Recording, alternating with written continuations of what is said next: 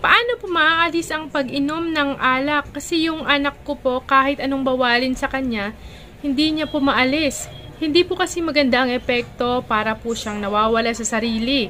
Ano pong pwede kong gawin para maalis niya ang pag-inom ng alak? Yan po yung tanong ni Ma'am Helen Reyes. Magandang hapon na po sa inyo, Ma'am Helen. Kaya ngayon, napagbasyahan ko po na talakayin, paano nga ba matutulungan ng isang tao na tumigil sa pag-inom ng alak? Baka hindi lang si Ma'am Helen ang may tanong nito, baka meron din pong mga kababayan po natin, may pamilya sila, may anak sila, asawa, or kamag-anak na nalululong sa pag-inom ng alak. Alam ko po yung pakiramdam po ninyo na talagang gusto nyo silang tulungan, magbagong buhay, pero alam nyo po yung ganyan is napakahirap. Okay? Ang pagsuporta or pagtulong sa isang tao na tigilan ng alak ay isang gawain na talaga nga namang challenging, struggling po talaga, medyo mahirap. Pero may mga paraan na i-share ko po ngayon na makakatulong po sa inyo para mapagpayuhan nyo po or mapatigil nyo po ang inyong mga kapamilya sa pag-inom ng alak. Kayo po mismo na kapamilya nung tao na gusto nyo pong patigilin sa alak, dapat mag-aral din po kayo mismo kung paano nga po ba ang tinatawag na alcohol dependence or yung pagkalulong or pagkagumon sa alak. Pag-aralan nyo muna kung ano yung mga signs and symptoms ng pagkagumon or alcohol addiction, ano yung mga lunas para dito. Dapat maging maalam po kayo mismo. Kung natutunan nyo po, nauunawaan nyo po yung alcohol addiction, alcohol dependence, malaki yung maitutulong nyo po para tulungan yung isang tao na nagugumon sa pag-inom ng alak. May mga videos po ako tungkol sa alcohol dependence. Ilalagay ko po yung playlist sa description ng video ito. Sana'y panoorin nyo rin po. At pwede rin po kayong manood ng mga iba pang mga videos, YouTube videos, or articles tungkol sa alcohol dependence para maging mas maalam po kayo. Pangalawa, kausapin sila ng mahinahon. So, pagkakausapin nyo po sila, dapat hindi po sila nakainom. At saka dapat maliwanag yung kanilang pag-iisip. Handa silang tumanggap ng anumang mga ideas or any suggestion. And syempre, pagkakausapin nyo po sila, ipakita nyo po na concern po kayo sa kanila, na nag-aalala po kayo sa kanila, sa kanilang kalusugan. Pakikipag-usap nyo, wag nyong ipaparamdam na parang hinuhusgahan nyo po sila sa kanilang ginagawa. Intindihin po natin na ito po isang uri ng addiction na hindi ganun kadali natanggalin. Kaya, intindihin po natin muna silang mabuti.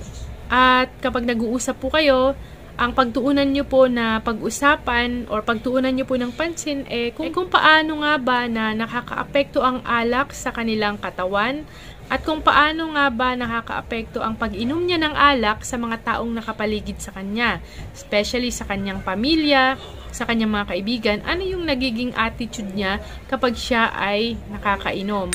Pangatlo, set boundaries. Dapat may mga hangganan din po or limitation ng mga bagay na i-allow po ninyo or hindi nyo po i-allow. For example, yung anak po ninyo ay humihingi ng pera.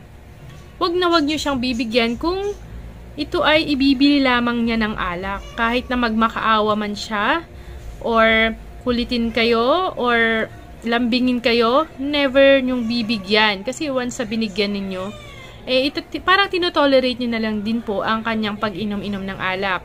Dapat yung rules po ninyo na yan ay malinaw, na naiintindihan po niya, at wag na wag po ninyong babaliin. Number 4, kung ang inyong kapamilya na umiinom ng alak ay hindi na talaga niya makontrol yung kanyang pag-inom-inom, hikayatin nyo siya na siya ay magpakonsulta na po sa mga doktor. Sabihin nyo sa kanya na mahalaga na makausap po siya ng mga therapist, counselor para matulungan siya na tumigil sa pag-inom ng alak. Malaki yung maitutulong po ng mga doktor natin at mga counselor, mga therapist para matanggal niya po yung addiction niya po sa pag-inom ng alak.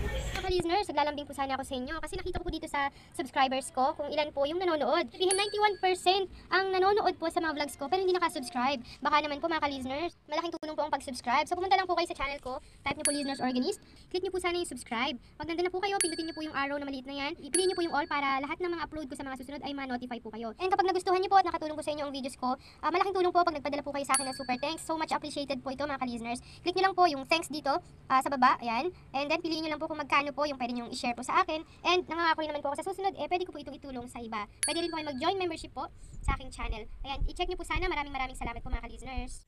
And lastly po, yung pagsali sa mga support groups. Alam niyo po ba na may mga support group para sa mga pamilya ng isang taong umiinom ng alak? Pwede po kayong mag-join sa Alcoholic Anonymous family groups. Dito sa groups po na ito, matutulungan po nila kayo kung anong dapat ninyong gawin every time na yung umiinom ng alak na kapamilya ninyo ay may mga nagagawa, or dito makakakuha po kayo ng suggestion. Meron din po mga Facebook groups na pwede ninyong salihan. Kayo, nakapamilya, at ganun din po yung inyong anak, asawa na umiinom ng alak. Pwede ninyong pasalihin sa mga Facebook groups para matulungan sila kung paano nga ba tumigil sa pag-inom ng alak. Matandaan po natin, ang pagtigil sa pag-inom ng alak ay hindi talagang madaling gawin. Isang mahabang proseso po yan na pwedeng mabigo or magkaroon po ng pagbalik sa pag-inom. Halimbawa, tumigil na siya ngayon and bumalik na naman siya sa pag-inom. Paulit-ulit yun na proseso. Pero tayong mga kapamilya, dapat matyaga po tayo, supportive po tayo, at lagi po tayong magbigay ng lakas loob sa ating kapamilya na mayroon pong alcohol dependence. Malaki ang may tutulong po nito sa pagtatagumpay nila na tumigil sa pag-inom ng alak. Okay? Huwag po natin silang i-judge or pahihinain yung loob, bagkus isuportahan po natin sila sa kanilang ginagawang pagtigil sa pag-inom ng alak. Well, maraming salamat po sa panonood. Till next time po, tandaan natin na prevention is better than cure. Ingat po kayong lagi at mahal ko po kayong lahat. Bye-bye po. Madalas muna po tayo mga ka-listeners. Kayo po ba ay may mga asawa na or active sa larangan ng pakikipagniig? Kayo po ba ay nagkakaproblema sa pagpapatayo or pag-maintain na nakatayo si Manoy? Well, ito po ay tinatawag na erectile dysfunction. Pag meron ng mga lalaki po nito, nagdudulot po ito ng stress, pagbaba ng self-confidence, at problema sa mga mag-asawa. Lagi sila nag-aaway kasi hindi na-fulfill yung tamang pakikipag-contact. Ang ED po ay nakakahiya talagang itanong sa mga kakilala, sa mga doktor, kaya marami ang di nagpapakonsulta. Pero alam niyo po ba na ito ay laganap sa mga kalalakihang, lalo na sa edad 40 hanggang 70 years old? Kaya kung kayo po ay nakakaranas ng erectile dysfunction, wag po kayo mag-aalala dahil meron pong isang kumpanya na tumutulong sa napakarami nating kababayan sa buong bansa para magkaroon ng lunas dito. Ito po ang tinatawag na Go Rocky. Tumutulong po sila para malunasan yung problema at magkaroon po kayo ng better sexual performance sa inyong mga partner. This is fully online, so wag kayong mag-worry na pupunta pa kayo sa doktor, hihingi ng reseta, or bibili pa sa pharmacy. It is easy, affordable, and discreet. Hindi malalaman ng iba na kayo ay nag-order ng gamot. Ang gagawin niyo lang po para makakuha po kayo ng gamot ay i-click niyo muna yung link dito sa description ng video na to at sagutan niyo po yung 4-minute assessment. Pag nabasa po ito ng mga doktor at naaprubahan po kayo para mag-take ng gamot, okay, magbibigay ang doktor ng reseta at ang Go Rocky na po ang bahala sa lahat. So ano pa pong hinihintay nyo? Click nyo na po yung link sa description ng video ito and get ready to go hard with Go Rocky.